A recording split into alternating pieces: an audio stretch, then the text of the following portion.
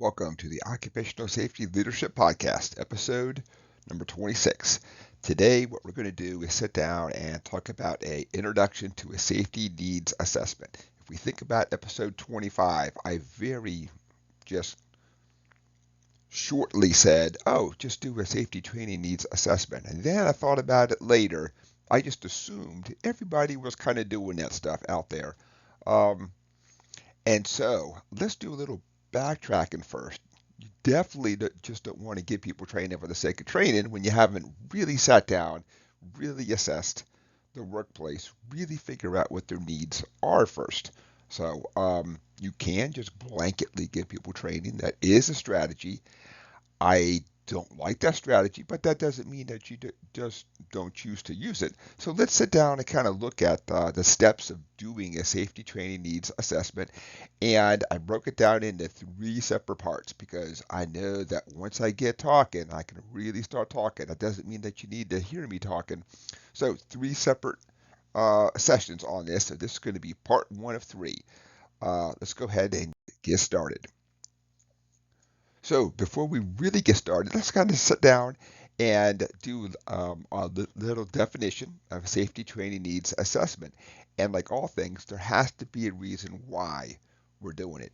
We just like literally can't say, well, we have to do it because everybody else is doing it. There's got to be a reason why we're doing the actions that we're doing because time, energy, money, attention span, all that stuff is just not endless. So we got to be super careful about the time that we're using and how we're using this time. So let's look at just a little definition here. And this is one that works for me. Doesn't mean it's going to work 100% for you out there. So a safety training needs assessment is a process of identifying the safety training requirements for employees and evaluating the effectiveness of the current safety programs out there.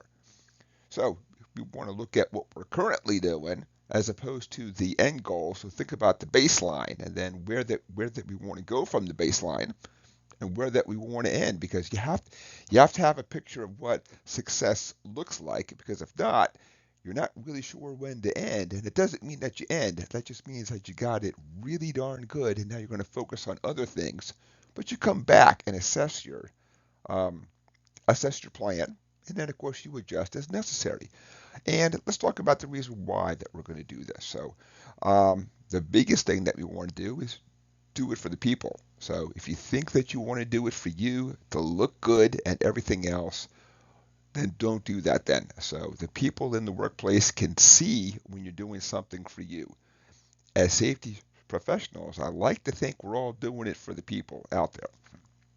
So the first thing that I like to focus on, of course, is that we're really doing it for injury reduction. And of course, we're looking at both severity and the probability that it's happening out there. So as a minimum baseline, we want to be in compliance with all the laws out there then. So that's really hard because there are some conflicting laws out there. But like all things, if you took the most restrictive of the laws out there and trained to that effect, you're going to be good then. So we want to also look at this because there could be a change in what we're currently doing as opposed to, or a change like this is where we want to go in the future. And part of that, we may be looking at a new process. And when you think about that, new chemicals, robotics are coming more commonplace in the workplace. So we're automating more. So as we automate more, we know that there's going to be different hazards in the workplace out there. And when we just kind of think about change, that's all the changes out there. So we also know that there's a lot of companies out there going through it. The downsize. Sometimes they like to use these fancy words. We're going to right size the organization. Whatever words the company chooses. Like I get it, but it also means that many times what we have is responsibilities that are brand new to people out there. And so maybe they are now part of a pool that they have this potential hazard, whereas before they didn't have this potential hazard out there. And we also want to look at a better use of company time and money. And I've already gotten on my soapbox before and said people just blanketly give training out. They've put zero effort, zero thought into it. They just feel that something has happened. I just gotta get everybody trained, and that's it. It's all of us have learned that there really is no magic pill in life. You just literally can't say I've made a decision and that's it, and it's just better. And so like all things, you implement a plan, but you gotta follow up and really see. There are times that I thought I did a awesome job, and I made a change, not as awesome as I thought I made the change. So we always have to go back and really assess exactly what we did out there. So I like to use a six-step process. So obviously, don't take this as the only way that you can do it. There's a lot of different ways, but this just really seems to work for me out there. Then so, and when we think about the six-step process, of course, we just use like the number system. And so, first one, identify the safety hazards and risks out there. Second one, we're going to look at the training needs out there. So now that we've kind of looked at the hazards and the risk, we're going to sit there and say, who's going to get what training and per the risk and all that good stuff.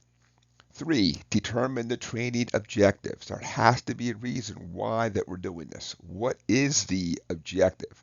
The objective can't be, oh, we just checked the box off because the corporation said that we need to have a training program. No, there's got to be a goal behind it, a objective, a reason why we're doing this. So now that we've kind of looked at, the hazards, the needs out there, the objectives, step four, develop the training program. Are you going to do it in person? Are you going to do computer based? Are you going to bring in a consultant? Are you going to, right? So now there's going to be a program out there. Five, you implement the training program. So now you're ready to execute. It would be awesome if overnight we just said we've decided that people need five categories, and overnight all five of them are done. That's just not realistic in most of today's workforce. So we need to sit down and look at how we're going to implement a plan. And at six, you got to go back and evaluate exactly how it went. I like to think everybody fits in these nice, neat boxes when it comes to hazards and all that. But you may find where you need to have I can't call it optional. You may have like one or two folks who just do such different tasks that maybe they need just a little more training than your all of your maintenance crew or all of your chemical operators. So like all things, you got to go back and evaluate the training program afterwards then.